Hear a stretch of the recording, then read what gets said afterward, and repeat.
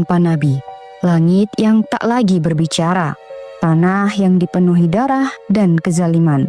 Dunia begitu gaduh, tapi langit tetap diam.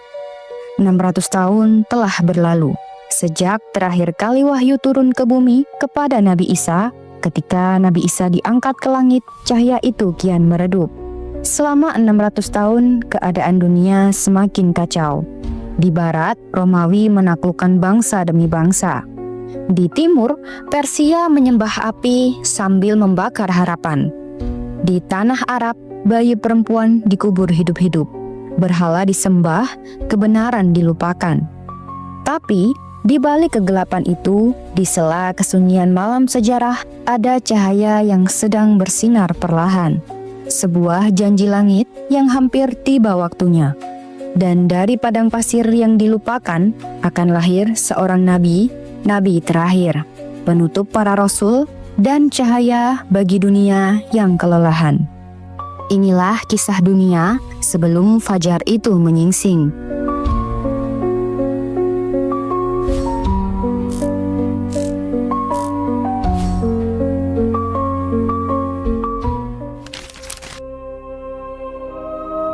Beginilah keadaan dunia sebelum kedatangan Nabi Muhammad.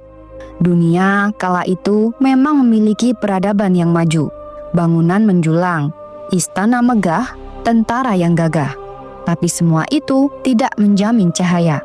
Karena meski dunia tampak terang oleh lentera emas, hatinya gelap oleh kesombongan, kerakusan, dan kezaliman. Di tanah Bizantium, Romawi Timur berdiri kokoh. Mereka menguasai Eropa dan sebagian Timur Tengah. Mereka punya pasukan, punya gereja, dan punya raja yang dianggap suci. Tapi kekuasaan itu dibangun di atas penderitaan rakyat. Pajak mencekik, korupsi merajalela, agama dijadikan alat kekuasaan. Umat Nasrani terpecah belah antara Katolik dan Ortodoks, antara kebenaran dan kepentingan. Mereka masih menunggu kedatangan Sang Penyelamat, tapi mereka bahkan lupa seperti apa rupa kebenaran itu.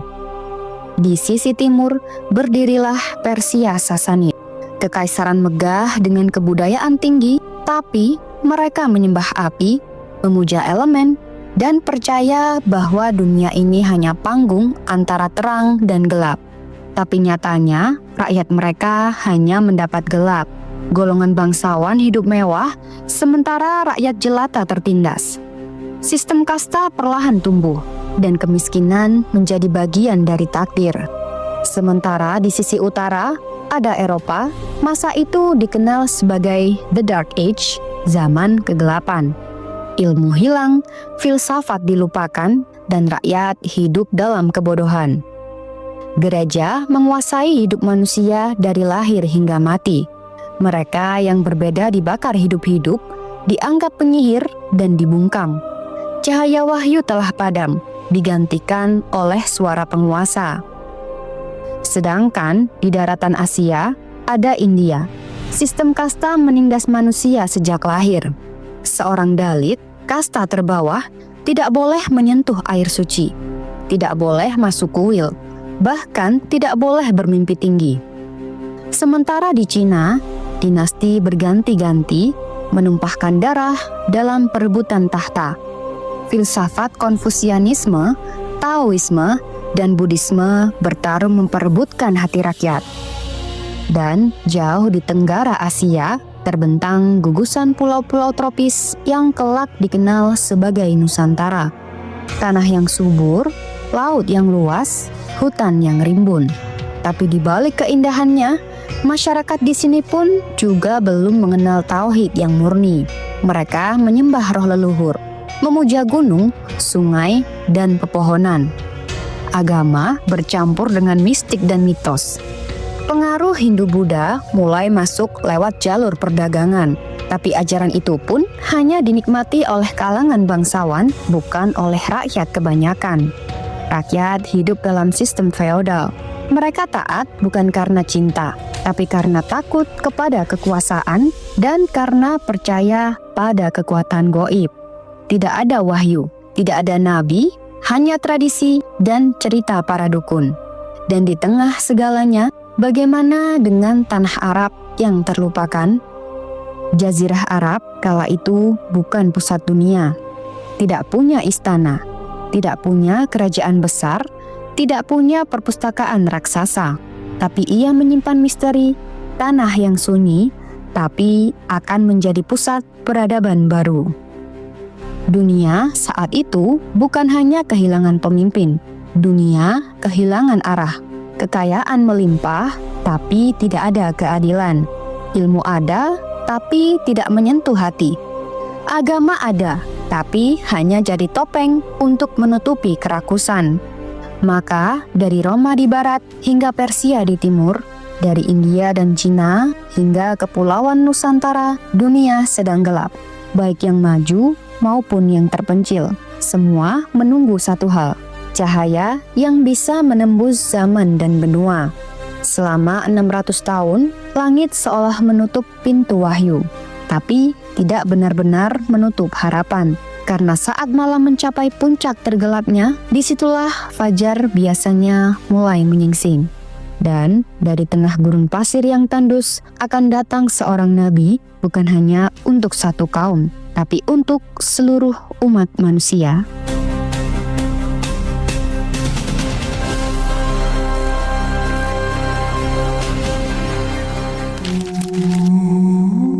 Itulah kenyataan selama lebih dari 6 abad. Sejak Nabi Isa diangkat ke langit, tidak ada lagi nabi, tidak ada lagi wahyu. Dunia dibiarkan berjalan sendiri dalam gelap. Kekosongan selama 600 tahun ini telah dijelaskan dalam sebuah hadis. Rasulullah SAW bersabda, "Sesungguhnya antara aku dan Isa tidak ada nabi." Hadis riwayat Bukhari nomor 3443. Para ulama sepakat bahwa masa antara Nabi Isa dan Nabi Muhammad SAW adalah sekitar 600 tahun, sebuah masa panjang tanpa nabi, tanpa petunjuk baru. Dan di masa itu, manusia tidak hidup dalam petunjuk wahyu. Mereka hanya memegang sisa-sisa ajaran terdahulu yang telah tercampur dengan hawa nafsu dan kepentingan. Nabi Isa datang membawa risalah cinta dan ketauhidan. Tapi setelah beliau diangkat ke langit oleh Allah, manusia mulai bermain-main dengan kebenaran. Injil yang diturunkan mulai dipalsukan. Pesan Tuhan dikaburkan demi kepentingan gereja dan penguasa. Al-Quran telah mengisyaratkan penyimpangan ini dalam firman-Nya. Allah Subhanahu wa Ta'ala berfirman, "Maka kecelakaan besarlah bagi orang-orang yang menulis Alkitab dengan tangan mereka sendiri." Lalu dikatakan, "Ini dari Allah untuk memperoleh keuntungan yang sedikit dengan perbuatan itu." Quran Surat Al-Baqarah ayat 79. Injil asli yang diturunkan kepada Nabi Isa tidak lagi ditemukan dalam bentuk murninya. Umat Nasrani terpecah belah. Sebagian mengangkat Isa sebagai anak Tuhan, sebagian menganggapnya sebagai bagian dari 3 oknum ketuhanan Trinitas, dan sebagian lainnya hanya mengikuti tradisi tanpa memahami makna. Sementara sebagian kecil berusaha bertahan di jalur tauhid, tapi suara mereka dibungkam oleh kekuasaan gereja. Dalam kebingungan itu, wahyu tak lagi turun. Langit seolah membisu, menatap dunia yang perlahan kehilangan arah. Umat Yahudi pun tak lebih baik. Mereka mempertahankan Taurat, tapi isi kitab itu sudah tercampur tangan manusia. Hukum mereka keras, tetapi tak menyentuh jiwa. Umat manusia bertengkar atas nama kebenaran, tapi tak satu pun benar-benar mendengar suara langit. Para rohib memperjualbelikan ampunan. Agama dijadikan kekuasaan. Para penguasa mengangkat diri sebagai wakil Tuhan. Padahal mereka sendiri menindas rakyatnya. Allah Subhanahu wa Ta'ala berfirman, "Sesungguhnya kebanyakan dari mereka benar-benar menyembunyikan kebenaran, padahal mereka mengetahuinya." Quran Surat Al-Baqarah ayat 146. Para rohib menjual ayat-ayat Allah demi kepentingan dunia. Ampunan bisa dibeli, keselamatan bisa ditukar dengan emas. Agama menjadi panggung, bukan jalan menuju Tuhan.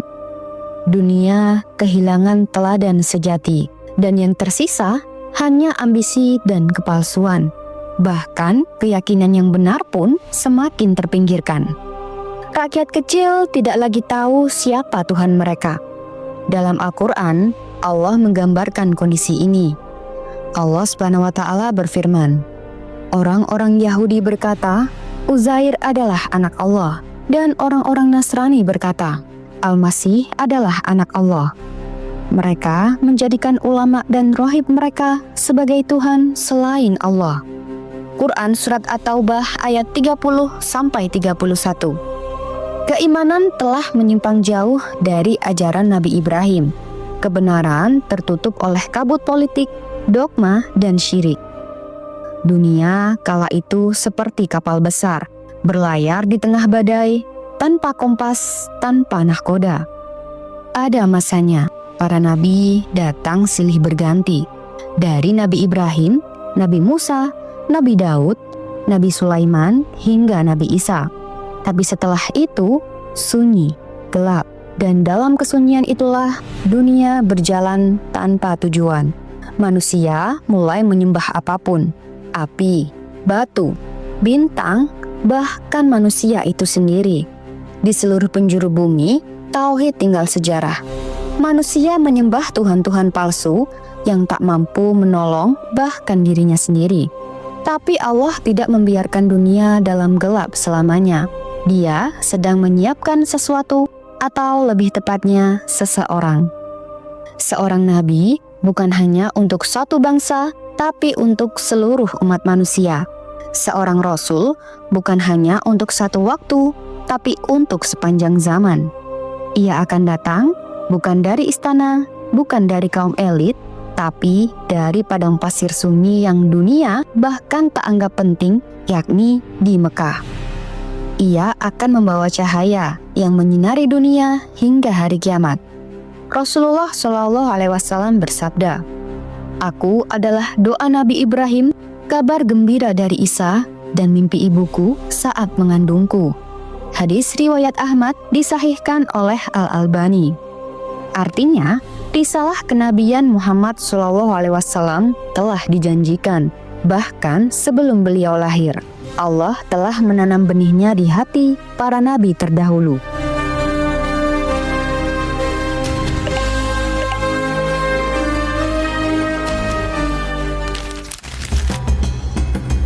Sebelum wahyu pertama turun, kota Mekah kala itu adalah tempat yang asing bagi dunia.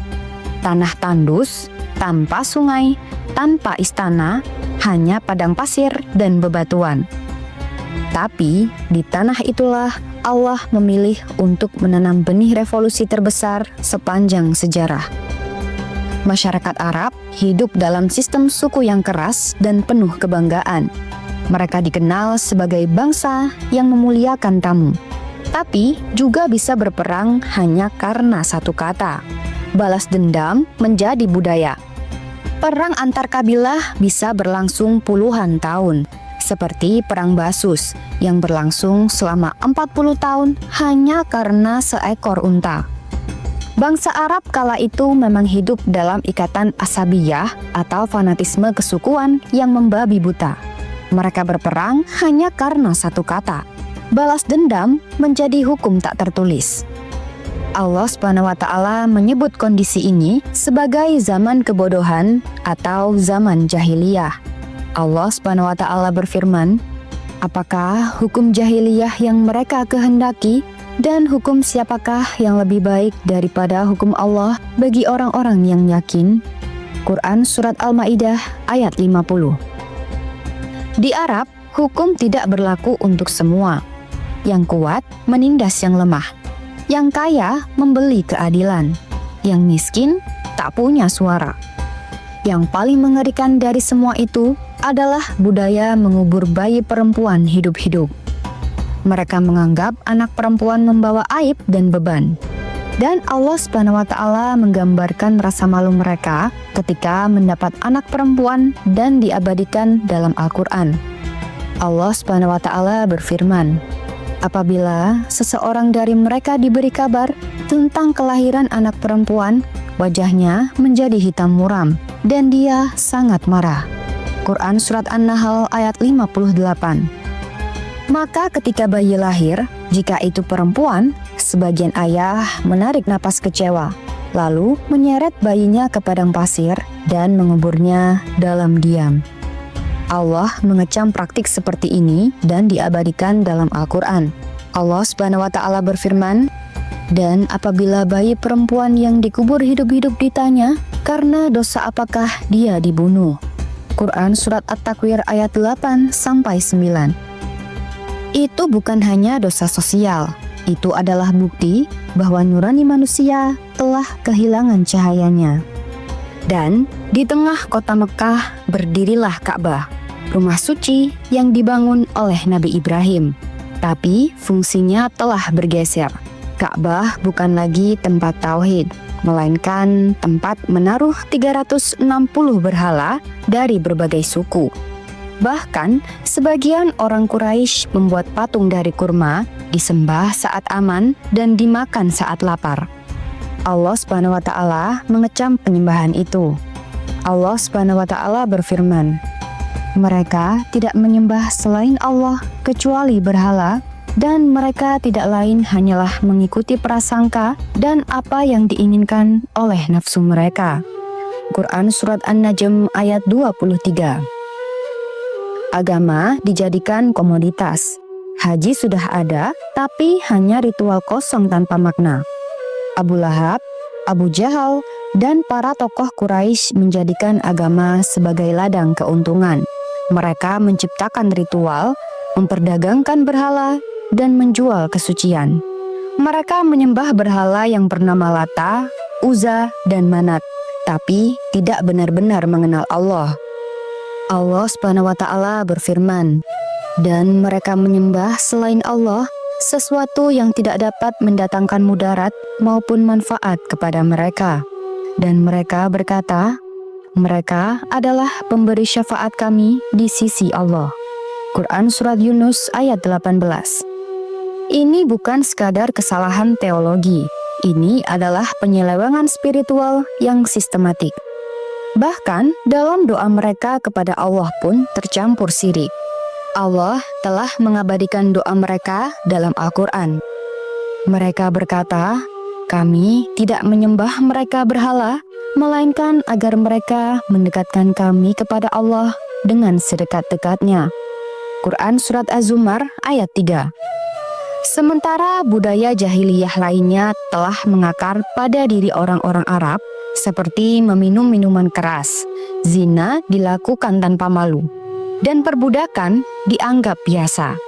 Bahkan mereka berlomba membuat syair-syair penuh kebanggaan suku, pujian kosong, dan rayuan kepada dunia. Tapi lupa menulis satu bait pun untuk keadilan dan kasih sayang. Mereka menolak Tuhan, tapi menuhankan ego. Tapi tidak semuanya gelap. Di tengah kegelapan itu masih ada percikan cahaya. Ada orang-orang jujur seperti Abu Bakar dan Utsman bin Affan. Ada jiwa-jiwa mulia yang tidak menyentuh berhala seperti Zaid bin Amr yang mencari agama Ibrahim. Dan beberapa minoritas orang-orang lainnya yang tidak menyembah berhala meski pada saat itu mereka diasingkan. Kota Mekah sebelum risalah kenabian adalah simbol dunia yang hilang arah. Kaya secara budaya tapi miskin dalam ruh. Mereka punya syair, pasar, dan kebanggaan suku, tapi tidak punya kompas wahyu. Tapi kota Mekah sedang menanti dan dunia sedang bersiap. Dari keluarga sederhana akan lahir seorang rasul yang akan menyinari dunia dan menutup pintu kenabian untuk selamanya.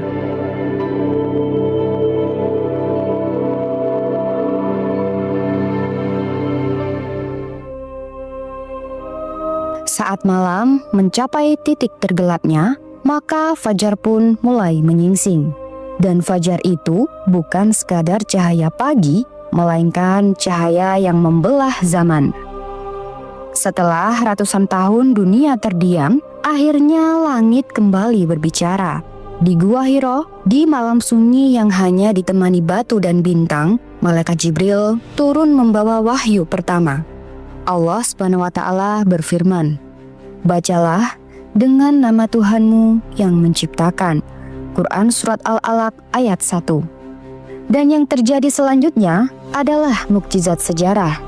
Seorang pemuda yatim piatu dari suku Quraisy yang tak pernah belajar membaca atau menulis, tiba-tiba memimpin kebangkitan terbesar yang pernah dikenal dunia. Dialah Nabi Muhammad SAW, Nabi terakhir penutup para nabi, Nabi seluruh umat sepanjang zaman, pembawa rahmat dan syafaat di seluruh semesta. Dan dari gua yang sunyi itu lahir gelombang perubahan yang menyentuh setiap sudut bumi. Kaum musyrik yang tadinya menyembah berhala mulai menggenggam tauhid. Para budak yang dulunya diinjak-injak kini berdiri sejajar dengan para bangsawan. Wanita yang dahulu dikubur hidup-hidup kini dimuliakan sebagai tiang peradaban. Nabi Muhammad SAW tak hanya membawa agama, beliau membawa keadilan. Ia meruntuhkan sistem kasta sosial yang menindas. Ia menghapus keistimewaan berdasar ras, warna kulit, atau garis keturunan. Dan dalam khutbah terakhirnya, beliau bersabda, "Tidak ada kelebihan orang Arab atas non-Arab, dan tidak pula non-Arab atas Arab, kecuali dengan takwa." Hadis riwayat Ahmad. Inilah kalimat yang membungkam keangkuhan dunia, bahwa manusia adalah sama. Yang membedakan mereka hanyalah kesucian hati dan perbuatan. Islam tak hanya mengubah hati, tapi juga menghidupkan akal. Al-Quran turun pertama mengajarkan manusia untuk membaca, berpikir, dan mengkaji. Ilmu menjadi ibadah, dan pena menjadi senjata. Maka tak heran di generasi berikutnya lahirlah para ilmuwan muslim, Ibnu Sina, Al-Khawarizmi, Al-Farabi, dan Al-Zahrawi yang membangun dunia di atas fondasi tauhid dan ilmu. Dunia yang dulu gelap kini berpijar dalam cahaya yang memancar dari ayat dan hikmah, dan dalam waktu singkat cahaya itu menyebar. Dari lembah Mekah ke Madinah, dari Jazirah Arab ke Syam, Persia, Mesir, Afrika Utara, Andalusia, hingga ke Nusantara. Tapi ekspansi ini bukan penjajahan dan bukan pemaksaan. Islam datang dengan akhlak, bukan dengan arogansi. Ia memerdekakan budak, menyeimbangkan hak suami istri, menertibkan transaksi dagang, dan mengatur politik agar tunduk pada prinsip keadilan ilahi. Jadi, sejak datangnya Nabi Muhammad SAW, dunia tidak pernah sama. Ia mengubah kezaliman menjadi keadilan. Ia mengubah perang menjadi persaudaraan. Ia mengubah egoisme menjadi pengabdian.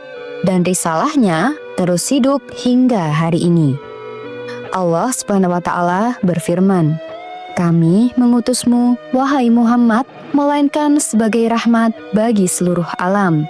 Quran Surat Al-Anbiya ayat 107. Maka selama dunia masih ada, selama langit masih menaungi bumi, selama manusia masih mencari makna hidup, cahaya Nabi Muhammad akan terus bersinar. Maka jangan pernah berkata, "Aku hidup di zaman gelap." Karena cahaya itu telah datang dan ia masih menyala dalam Al-Quran, dalam sunnah, dan dalam setiap hati yang ingin kembali kepada Tuhan. Dunia ini pernah begitu gelap, tapi Allah SWT tidak membiarkannya larut dalam kegelapan selamanya. Allah SWT mengutus Muhammad SAW sebagai penutup para nabi, sebagai pembawa cahaya, dan sebagai rahmat bagi seluruh alam. Kini kita hidup di masa terang. Tapi, apakah kita benar-benar melihat cahaya itu? Apakah kita benar-benar merasakannya? Atau kita kembali hidup dalam kegelapan yang kita ciptakan sendiri? Setiap kali dunia terasa bising, setiap kali jiwa terasa kosong, Ingatlah, dulu langit pernah diam, tapi sekarang wahyu itu telah turun, dan ia masih ada, menanti untuk dibaca, direnungi, dan diamalkan. Jika kamu merasa hidupmu sedang gelap, carilah cahaya itu, karena cahaya itu telah datang sejak Nabi Muhammad SAW diutus untuk dunia, dan cahaya itu kini ada dalam genggamanmu, dalam hati yang ingin mencari kebenaran dalam Al-Quran dan Sunnah. Wallahu a'lam bishawab. Sekian dulu dari saya, yang benar datangnya dari Allah, khilaf serta keliru itu dari saya selaku manusia. Semoga pembahasan ini bermanfaat untuk kita semua. Sampai jumpa di video selanjutnya. Wassalamualaikum warahmatullahi wabarakatuh.